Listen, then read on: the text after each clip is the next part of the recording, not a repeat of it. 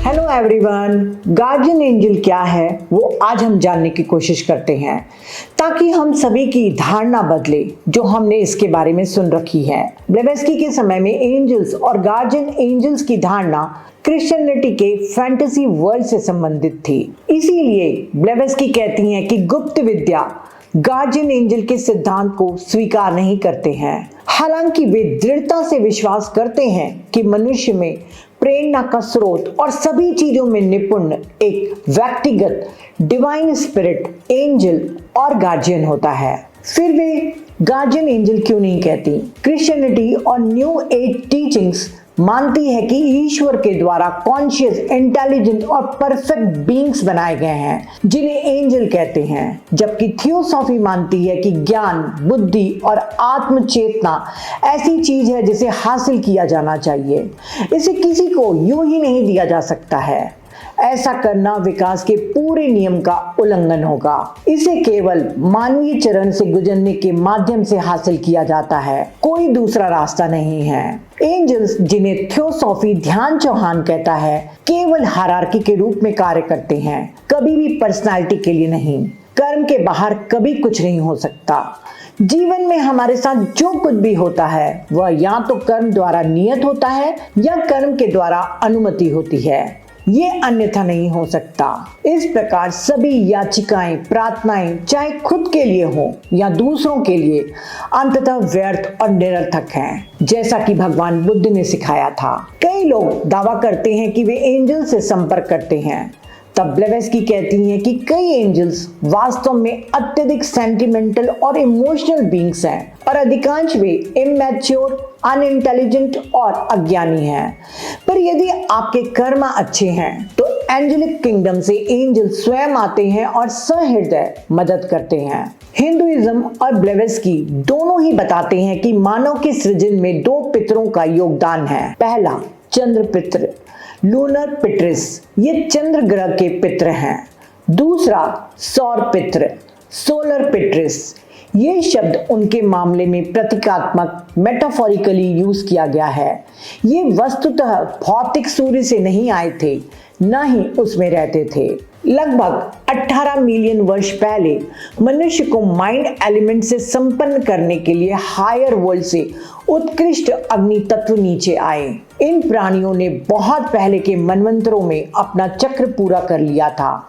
उन्हें sons of wisdom, the lords of the flame, मानस पुत्र, अग्निशत्व, कुमार, सोलर पितृस और सोलर एंजल जैसे कई नामों से जाना जाता है। विद्रोही देवताओं की एक बड़ी दिलचस्प घटना है। सृष्टिकर्ता ब्रह्मा की इच्छा से अग्निशत्व उत्पन्न हुए।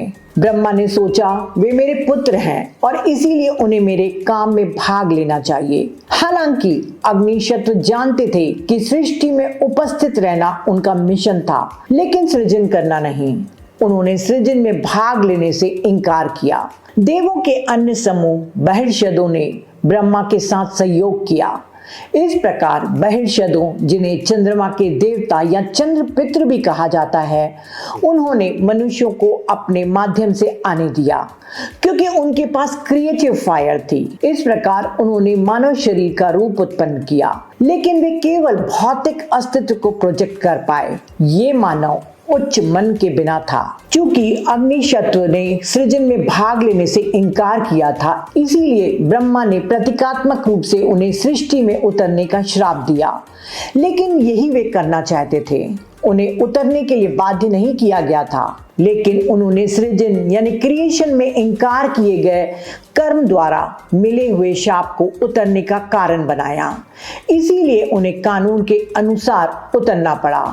पश्चिम में इसे फॉलन एंजल्स यानी स्वर्ग दूतों का पतन भी कहा जाता है। हालांकि इन अग्निशत्व का उतरना पतन नहीं, करुणा का कार्य था, क्योंकि वे मनुष्य को जो निचले पायदान पर रहते थे ऊपर चढ़ने में सक्षम बनाने के लिए नीचे आए थे। उनका कार्य एक बड़ी मदद थी और है, लेकिन प्लान में देवताओं के इस समूह को विद्रोही के रूप में देखा गया।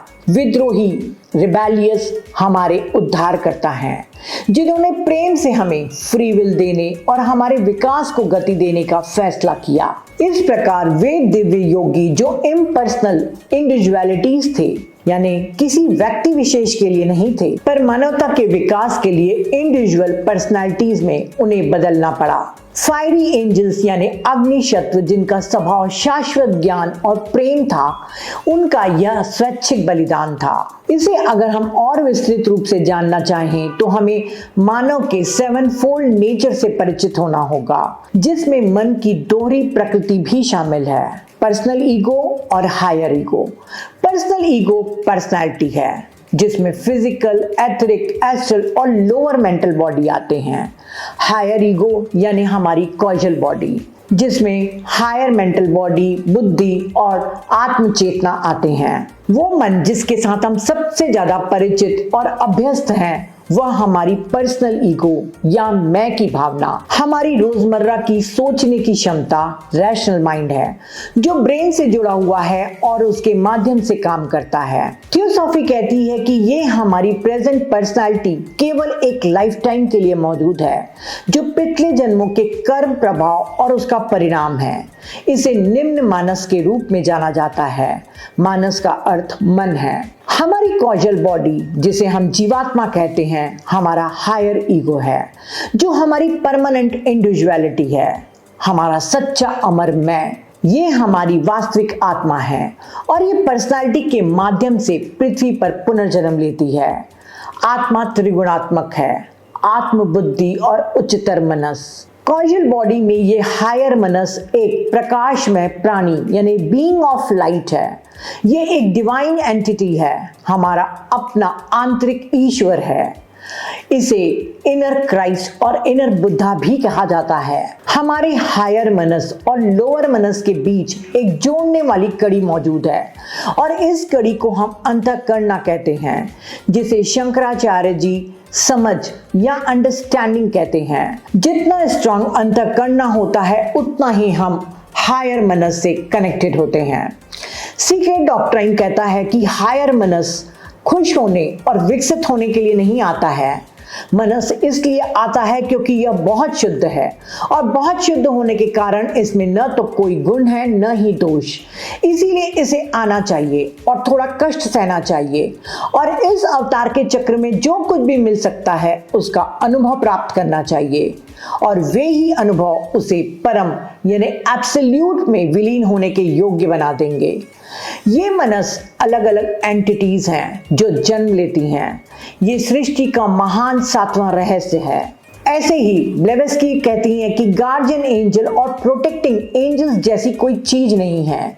ये हमारा अपना हायर ईगो यानी कॉजल बॉडी है, जो हमारी रक्षा करता है और हमें प्रोटेक्ट करता है, पर उस सीमा तक और उस तरीके से जिस तरह से हमारा अपना व्यक्तिगत कर्म उसे अनुमति देता है। जैसे कि हिंदू धर्म के उपनिषदों में स्पष्ट रूप से बार बार कहा गया है कि आत्मा ब्रह्म है। हम सभी में एक ही शुद्ध शाश्वत आत्मा है, जिसे ब्रह्म, स्पिरिट या यूनिवर्सल सेल्फ कहा गया है। पर दूसरी ओर हायर ईगो यानी हमारी जीवात्मा कुछ अलग तरह से व्यक्तिगत है।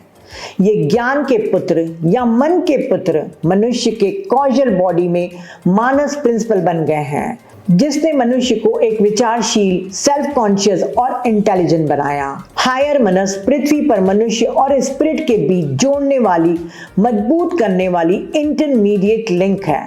कई लोगों के पास नियर डेथ एक्सपीरियंस होते हैं। वे बताते हैं कि वे एक प्रकाश के प्राणी से मिले हैं, जिनके साथ उन्हें आइडेंटिटी और वननेस की अद्भुत भावना महसूस हुई है। ब्लेवेस्की कहती हैं कि प्रकाश का प्राणी कोई गार्जियन एंजल नहीं है, न ही वह जीसस या कोई ईश्वर है। ये आपका अपना हायर मनस है।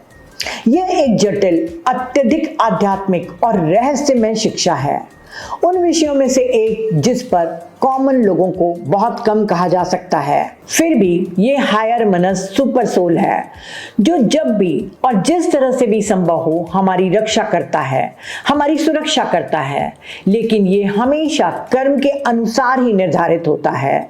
ये प्रार्थनाओं, दलीलों या अभिमानी आदेशों का जवाब नहीं देता है। कर्म का नियम ब्रह्मांड का अंतिम नियम है।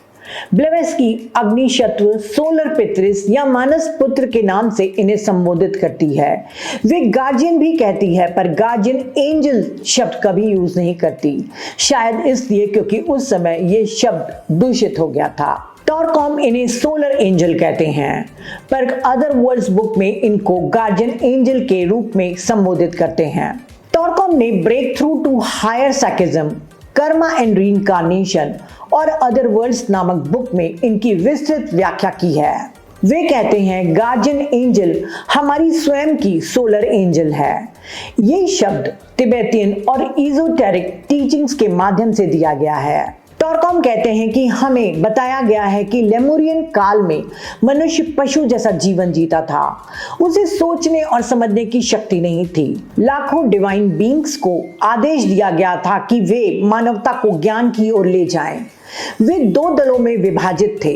एक दल 105 कुमारों से बना था जिसका प्रतिनिधित्व सनत कुमार कर रहे थे। उन्होंने इस पृथ्वी ग्रह पर हायरार्की की स्थापना की जिसे शंभाला कहते हैं। दूसरा ग्रुप लाखों करोड़ एंजल से बना था जिन्हें निर्वाणी कहा जाता था। वे 3 तरंगों में आए। पहली लहर रूट रेस लेमोरियन युग के मध्य भाग के दौरान आई थी। उन्होंने देखा कि मानवता अभी तैयार नहीं थी, इसलिए वे वापस चले गए।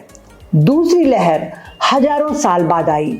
उन्होंने देखा कि अब ह्यूमन मेंटल बॉडी स्पार्क लेने के लिए तैयार है। दूसरी लहर ने ह्यूमन मेंटल बॉडी में एक चिंगारी स्पार्क रखा। ये स्पार्क कमल के रूप में विकसित हुआ जिसे चैलिस कहते हैं। ये घटना सभी प्राचीन साहित्य में दर्ज है, विशेष रूप से ग्रीक साहित्य में प्रोमेथियस द्वारा मानवता में आग लाने की कहानी में बताया गया है। जब तीसरी लहर आई तो सोलर एंजल्स मनुष्यों के हायर मेंटल बॉडी में प्रवेश कर गए। इसके बाद ही मनुष्यों की मेंटल बॉडी विकसित होने लगी और उनमें सोच और समझ विकसित होने लगी। इस तरह से विकास शुरू हुआ। टॉरकॉम कहते हैं कि सोलर एंजल आपका गार्जियन वॉचर है जो आप पर नजर रखता है। जब आप सेवा, प्रेम और आकांक्षा का जीवन जीते हैं तो आपको एहसास होगा कि आपके भीतर कोई है जो आपको देख रहा है। आप उसकी प्रेजेंस को महसूस करेंगे अपने सबसे बुरे समय में, अपने सबसे खतरनाक क्षणों में और बीमारी में। सोलर एंजल एक बिल्कुल अलग एंटिटी है। यह आप नहीं है बल्कि ये आपको भविष्य में खिलने के लिए काम कर रहा है। जैसे टीचर एक बच्चे का हाथ पकड़ता है और कहता है यह करो वह करो, वैसे ही सोलर एंजल भी करता है। वो आपको गिरने पर उठने में मदद करता है, आपको प्रयास करने, साहस रखने और निडर होने के लिए प्रेरित करता है। यदि आप सही दिशा में नहीं चल रहे हैं तो वह चुपचाप आपका गिरना दिखता है ताकि एक समय में आपको एहसास हो कि आप गलत दिशा में चल रहे हैं। सोलर एंजल की मनुष्य के लिए एक ही प्लान है और वो है परफेक्शन। सोलर एंजल प्रत्येक व्यक्ति के अलग होते हैं। वैसे ही कभी कभी एक ग्रुप में एक सोलर एंजल ग्रुप एंजल बनता है जो ग्रुप की आत्मा है। वो ग्रुप के मेंबर्स को एक साथ काम करने और अपने स्वयं के सोलर एंजल्स के प्रति अधिक संवेदनशील होने के लिए प्रेरित करता है। इसे एम्प्लीफिकेशन ऑफ द लाइट कहा जाता है। कुछ स्थानों पर उनके सोलर एंजल्स होते हैं। ह्यूमैनिटी का भी अपना सोलर एंजल है और हमारे ग्लोब का भी सोलर एंजल है। सदियों से हमारे भीतर का सोलर एंजल हमें प्रेरित करता है, लेकिन कभी अपनी इच्छा को हम पर थोपता नहीं है। वो मेडिटेट करता है और मेडिटेशन में ह्यूमन स्पार्क को छूने, उसके वाइब्रेशन को बढ़ाने और उसे जगाने की कोशिश करता है ताकि धीरे धीरे वह सब कुछ वैसा ही देख सके जैसा वह है। सोलर एंजल एक रिपोर्टर है। ये हमारे जीवन में होने वाली सभी घटनाओं की रिपोर्ट शंभाला में करता है। अगर आप इसे समझ लें तो पाएंगे कि एक महान जीवन जीना कितना महत्वपूर्ण है। एक ऐसा जीवन जो पूरी तरह से निस्वार्थ सेवा करता हो। सोलर एंजल की करुणा के कारण ये हमारे साथ युगों तक रहता है, जब तक कि हम इस पृथ्वी के स्कूल से ग्रेजुएट नहीं हो जाते। ये किसी भी लाइफ टाइम में बदलता नहीं है। हमारा सोलर एंजल भी हमारे जैसे ही पथ पर एक यात्री है, हालांकि ये हमसे लाखों साल अधिक उन्नत है। इसके अपने डिवाइन ड्यूटीज और रिस्पॉन्सिबिलिटीज हैं। इसे गैलेक्टिक यूनिवर्सिटी में सीखने के लिए अपने लेसन्स भी हैं। हर बार जब सोलर एंजल हमारा ख्याल रख रहा होता है तो ये ब्रह्मांड में चल रही घटनाओं को भी देख रहा होता है। अदरवर्ल्ड्स बुक में टॉरकॉम कहते हैं कि हमें ये विचार सभी बच्चों को बहुत ही सुंदर तरीके से सिखाया जाना चाहिए कि हमारे गार्जियन एंजल सोलर एंजल हैं। अपने डेली रूटीन में आपको हमेशा याद रखना चाहिए कि सर्वशक्तिमान नेत्र आपके भीतर का महान व्यक्ति, आपका इनर मास्टर आपको देख रहा है। आपका गार्जियन एंजल आपके लिए कष्ट सह रहा है ताकि आप अंततः भगवत्ता को प्राप्त कर सके। सोलर एंजल आपके मार्ग पर देरी के कारण कष्ट सहता है, वह अपने लिए कष्ट नहीं सह रहा है। टॉरकॉम अपने सोलर एंजल के साथ संपर्क को किस प्रकार विकसित किया जाए उसे बताते हैं। सबसे पहले आपको अपने हृदय को शुद्ध करना चाहिए। सोलर एंजल आपसे सीधे संवाद नहीं कर सकता या आप तक नहीं पहुंच सकता जब तक कि आप अपने हृदय को शुद्ध नहीं करते, क्योंकि जब सोलर एंजल आपके मस्तिष्क या हृदय में विचार या छाप भेजता है तो आपकी ऑरा उन्हें विकृत कर देती है। ठीक वैसे ही जैसे पानी पर पेड़ का प्रतिबिंब तब विकृत हो जाता है जब पानी उत्तेजित होता है। हृदय की शुद्धि अधिक प्रेम करने, अधिक सहन करने, अधिक ग्रैटिट्यूड और वननेस के संदर्भ में सोचने से आती है। जब भी आपको लगे कि आप कुछ गलत कर रहे हैं तो उसे रोक दें, क्योंकि आप अपने हृदय को प्रदूषित कर सकते हैं।